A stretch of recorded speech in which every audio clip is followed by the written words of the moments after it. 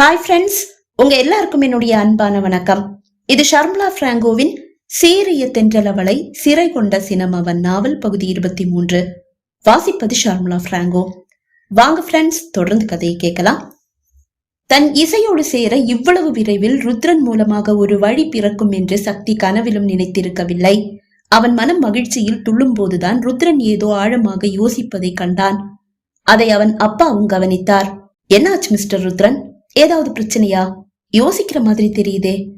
உங்களுக்கு இந்த சம்பந்தத்துல விருப்பம் இல்லைன்னா வேண்டாம், விட்டுடலாம். அப்பா அப்படி கூறிய அந்த நொடி சக்தியின் இதயம் நின்றே விட்டது.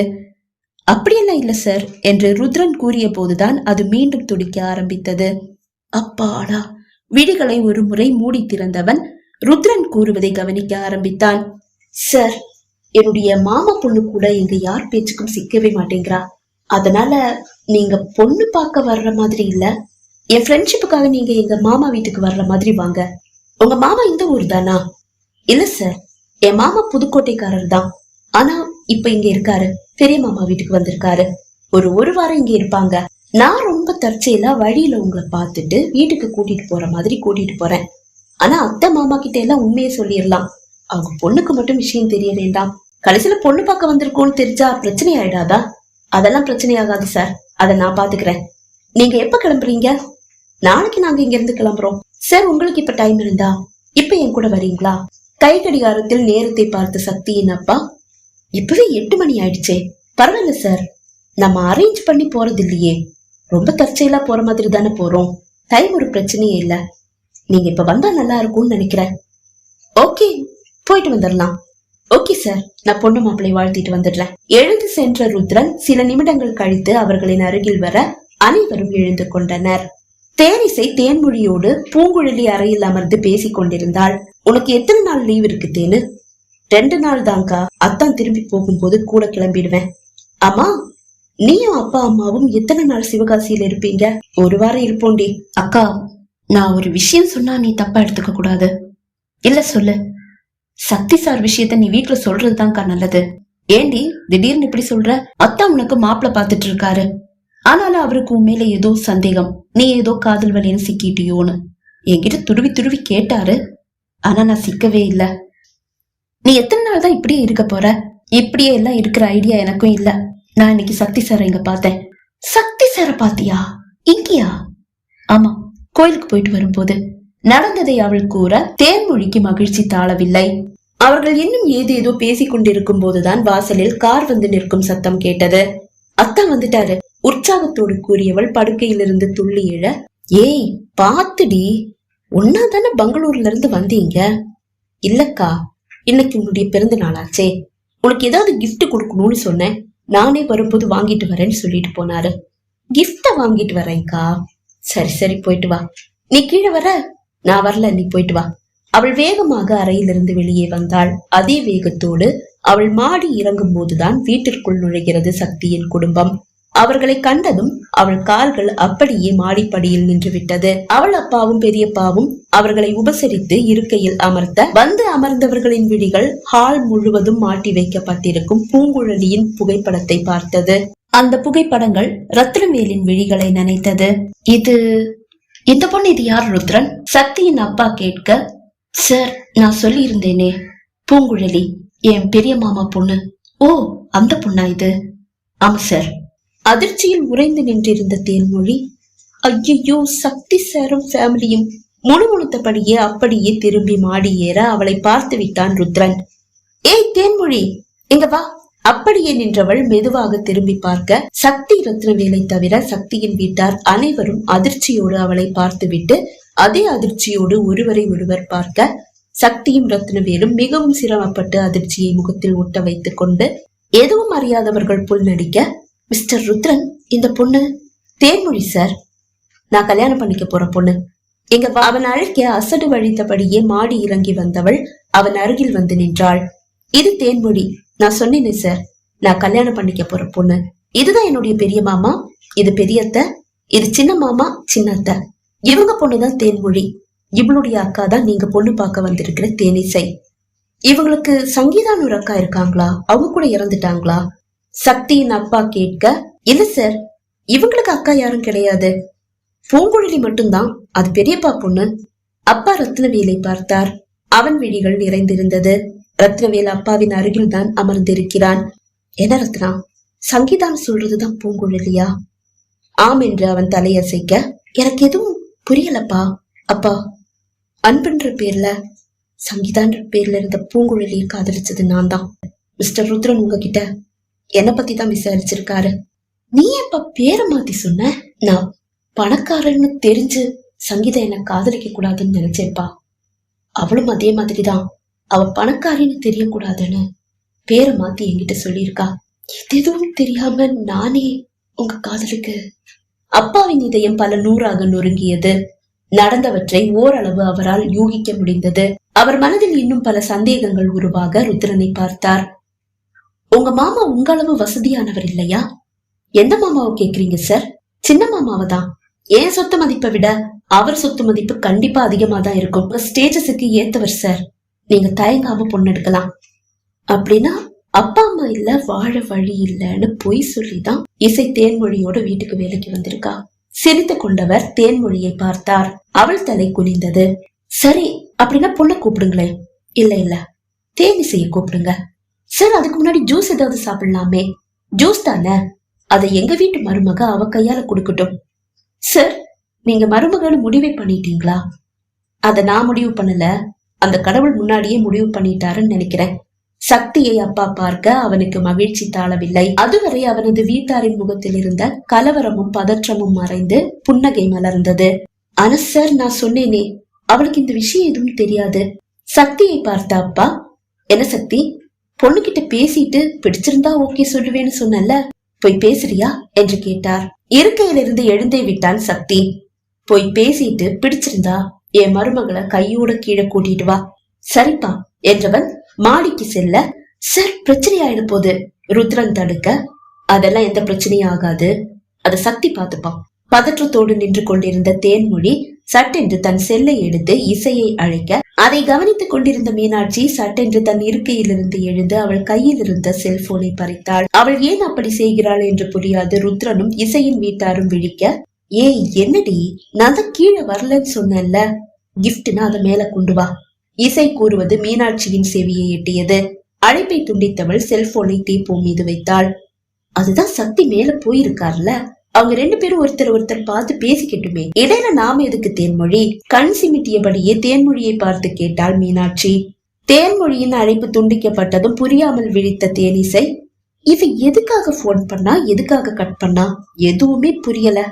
திருப்பி தேன்மொழியை அழைக்க அரைக்கதவை திறந்து கொண்டு உள்ளே வந்தான் சக்தி.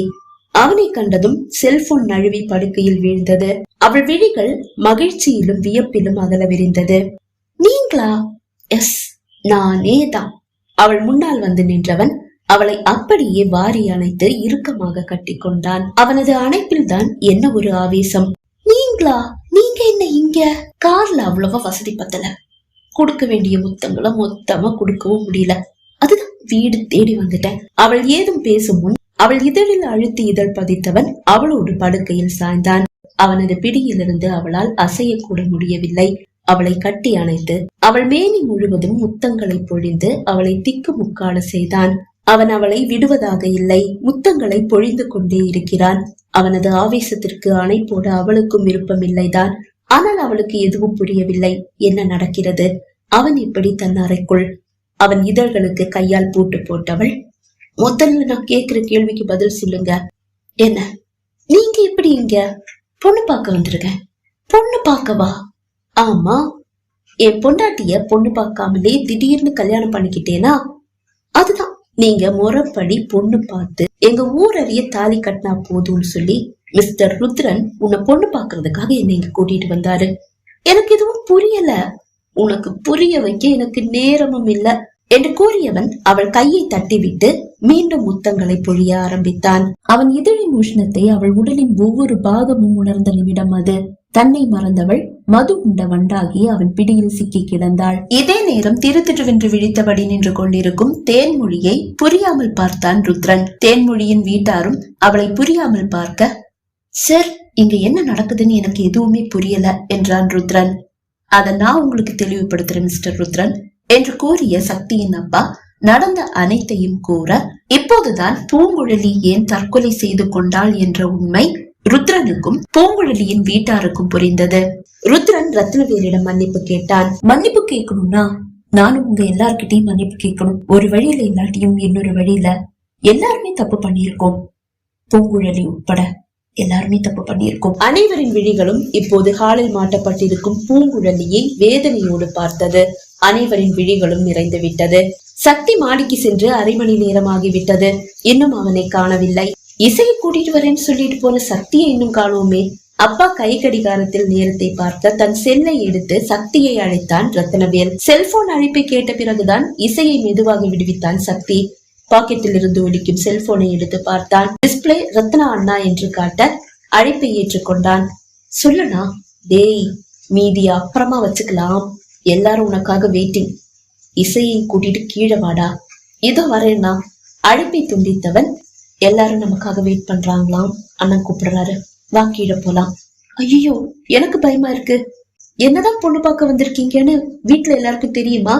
இங்க வர்ற வரைக்கும் யாருக்கும் எதுவும் தெரியாது. இங்க வந்ததுக்கு அப்புறமா எல்லாருக்கும் உண்மை தெரிஞ்சு போச்சு. எல்லாரும் முழு மனசோட உன்னை ஏத்துக்கிட்டாங்க. அப்படியா? சரி வா போலாம். தன்னை சரி செய்து கொண்டவள் அவனோடு கீழே வர தயாரானாள். அனைவரும் ஆவலாய் மாடியை பார்த்து கொண்டிருக்க இசையின் கரத்தை கோர்த்தபடியே மாடி இறங்கி வந்தான் சக்தி. தயக்கத்தோடு அவள் சக்தியின் அம்மாவின் அருகில் வந்து நிற்க அவள் கரத்தை பிடித்து தன் அருகில் அமர்த்தி கொண்டவர், சாரிம்மா, நீ மன்னிப்பு கேட்டும் நாங்க யாரும் உன்னை மன்னிக்க தயாராகல. ஆனா இப்பதான் இங்க வந்து உன்னை பார்த்ததுக்கு அப்புறமா தான் நீ முழு மனசோட மன்னிப்பு கேட்டுட்டுதான் ராஜபாளையத்தை விட்டு போயிட்டேன்ற விஷயமே எங்களுக்கு தெரிய வருது. எங்களை மன்னிச்சிடுமா. நான் அதெல்லாம் அப்பவே மறந்துட்டேன் அத்தை. அதுவரை அமைதியாக இருந்த இசையின் அப்பா மெதுவாக பேச ஆரம்பித்தார். மிஸ்டர் பசுபதி, என் பொண்ணோட கல்யாணம் எங்க யாருக்கு தெரியாம நடந்து முடிஞ்சிருந்தாலும் அந்த தாலிய உங்க மருமக அறுத்துட்டாங்க. அது கூட ஒரு விதத்துல நல்லதா போச்சு. முறைப்படி ஊரறிய புதுக்கோட்டை அறிய என் பொண்ணு உங்க வீட்டு மருமகள் ஆக்கணும்னு நான் ஆசைப்படுறேன். நல்ல ஒரு முகூர்த்த நாளா பாத்துட்டு நான் உங்களுக்கு சொல்றேன். அதுக்கப்புறமா உங்க பையனை வந்து தாலி கட்டி என் பொண்ணு கூட்டிட்டு போக சொல்லுங்க. அது வரைக்கும் இசை எங்க கூடவே இருக்கட்டும். ஆஹா, ஆப்பு வச்சுட்டாரே மாமா. இசையின் அருகில் அமர்ந்திருந்த சக்தி கூற இசை கிளிக் என்று சிரித்தாள். நீண்ட நேரம் அமர்ந்து இசையின் அப்பா பெரியப்பாவோடு பேசிய பிறகுதான் சக்தியின் குடும்பம் விடை பெற்றது. அதுவரை ஒட்டி உரசி இசையின் அருகில் அமர்ந்திருந்த சக்தி மனமில்லா மனமோடு விடை பெற்றான். மறுநாள் காலையே ரத்னவேலும் சக்தியும் சந்திரகலாவின் காதலனின் வீட்டை அடைந்தனர். சந்திரகலாவின் வீட்டிலிருந்து 10 வீடு தள்ளிதான் அவள் காதலன் அகிலனின் வீடு இருக்கிறது. அவளிடம் கேட்டு விசாரித்துதான் அவனது வீட்டிற்கு வந்திருந்தனர். அலுவலகம் செல்ல தயாராகி கொண்டிருக்கிறான் அகிலன். அழைப்பு மணியை அழுத்த அவன்தான் வந்து கதவை திறந்தான். அறிமுகம் இல்லாத இருவரை கண்டவன், யாருங்க, யார் வேணும் என்று கேட்டான். சார், இது என்னுடைய தம்பி. இவனுக்கு பொண்ணு பார்க்க வந்திருக்கோம். பொண்ணை பத்தி அக்கம் பக்கத்துல விசாரிச்சுட்டு போலான்னு தான் வந்தோம். 2-3 வீட்டுல எல்லாம் விசாரிச்சுட்டோம். நல்லபடியா தான் சொன்னாங்க. கடைசியா உங்க வீட்லயும் விசாரிச்சுட்டு போலான்னு உங்க வீட்டுக்கு வந்தோம். ரத்னவேல் கூற பாக்கெட்டில் இருந்த எதையோ எடுத்து வாயில் போட்டு மென்ற சக்தி போதையில் மிதப்பது போல் நடித்தான். அதை கண்டதும் அகிலனுக்கு சக்தியை பிடிக்காமல் போனது. இவர்தான் மாப்பிள்ளையா வேண்டா வெறுப்பாக கேட்டான். ஆமா சார், இதுதான் மாப்பிள்ள, என் தம்பி. அவனை ஏற இறங்க பார்த்தவன், பொண்ணு யாரு என்று கேட்டான். ஒரு 10 வீடு தள்ளி இருக்கு சார். பேரு சந்திரகலா. பொண்ணுக்கு இது 2வது கல்யாணம். என்னுடைய தம்பிக்கு எந்த பொண்ணும் அமையல. விவாகரத்தான பொண்ணா இருந்தாலும் பரவாயில்லன்னு இந்த பொண்ணை முடிச்சிடலான்னு வந்தோம். பொண்ணை எங்களுக்கு பிடிச்சிருக்கு, அவங்களுக்கும் என் தம்பிய பிடிச்சிருக்கு. வர்ற முகூர்த்தத்திலேயே கல்யாணத்தை வச்சுக்கலான்னு பொண்ணு வீட்டுக்காரங்க சொல்லிட்டாங்க. ஆனாலும் பொண்ணை பத்தி விசாரிக்கணும் இல்லையா? அவன் முகத்தில் எள்ளும் கொள்ளும் வெடித்தது. அம்மா, வீட்டிற்குள் நோக்கி அவன் குரல் கொடுக்க சமையல் அறையிலிருந்து எட்டி பார்த்தார் அவனது அம்மா. அம்மா, இந்த அத்தை மாமாவுக்கு அறிவே இல்லையா? இப்படிதான் சந்திராவை கண்டவனுக்கெல்லாம் கட்டி வைப்பாங்களா? ஒருத்தனுக்கு கட்டி வச்சு அவ வாழ்க்கையே நாசமாயிடுச்சு. இப்ப 2வது ஒருத்தனை பாத்துருக்காங்க. அவனும் எதுக்கும் உதவாதவன். இன்னைக்கே அத்தை வீட்டுக்கு போய் சந்திராவை எனக்கு கட்டி வைக்க சொல்லுங்க. அவளை நான் பாத்துக்கிறேன் காலத்துக்கும். கோபமாக கூறியவன் தலையை திருப்பி சக்தியையும் ரத்னவேலையும் பார்த்தான். டேய், உங்களுக்கெல்லாம் பொண்ணு இல்லடா. இந்த ஏரியா பக்கம் உங்க 2 பேரையும் நான் பார்த்தேன், அவ்வளவுதான். படார் என்ற சத்தத்தோடு கதவை அவன் சாத்த, அப்பாடா, வந்த வேலை நல்லபடியா முடிஞ்சது என்று கூறிய சக்தி ரத்னவேலோடு கிளம்பி விட்டான். மாலைதான் அவர்கள் ராஜபாளையம் புறப்படுகிறார்கள். புறப்படும் முன் சக்தியின் வீட்டார் இசையின் பெரியப்பா வீட்டிற்கு வந்து அனைவரையும் பார்த்து பேசிவிட்டுதான் புறப்பட்டனர். சக்தியை பிரியும் போது இசையின் விழிகள் நிறைந்து விட்டது. அவன் விழிகளும் தான். நாட்கள் வேகமாக ஓடி மறைந்தது. இன்றுதான் சக்தி இசை திருமணம். சக்தியின் வீட்டார் மிகவும் நெருங்கிய உறவினர்கள் சிலரோடு புதுக்கோட்டை வந்திருந்தனர். புதுக்கோட்டையே பேசும்படி ஊரையே கூட்டி திருமணத்தை நடத்தி வைத்தார் இசையின் அப்பா. சடங்குகள் அனைத்தும் முடிந்து இசையோடு சக்தியின் வீட்டார் ராஜபாளையம் புறப்பட்டனர். சக்தியோடு ஒட்டி உரசி அமர்ந்திருந்த தேனிசையின் விழிகள் அவள் வீட்டாருக்கு கையசைக்கும் போது நிறைந்து வழிந்தது. அவளை தன்னோடு சேர்த்து அணைத்துக் கொண்டான் சக்தி. கார் மெல்ல நகர ஆரம்பித்தது. அவன் தோளில் சாய்ந்து கொண்டவளின் விழிகள் நிறைந்து வழிந்து அவன் தோளை நனைக்க, மடியில படுத்துக்கிறியா? தூங்கி எழுந்தா நீ ஃப்ரெஷ் ஆயிடுவ. உன்னுடைய கவலையும் காத்துல பறந்துடும். படுத்துக்க. அவன் காதலோடும் பாசத்தோடும் கூற அவன் மடியில் தலை சாய்த்து படுத்துக் கொண்டாள் இசை. சீரிய தென்றல் அவளை சிறை கொண்ட சினம் அவன் நாவல் நிறைவடைந்தது. நாவலை கேட்டு ரசித்த அனைவருக்கும் நன்றி. மீண்டும் ஒரு புது நாவலோடு உங்களை சந்திக்கும் வரை விடைபெறுகிறேன். நன்றி, வணக்கம்.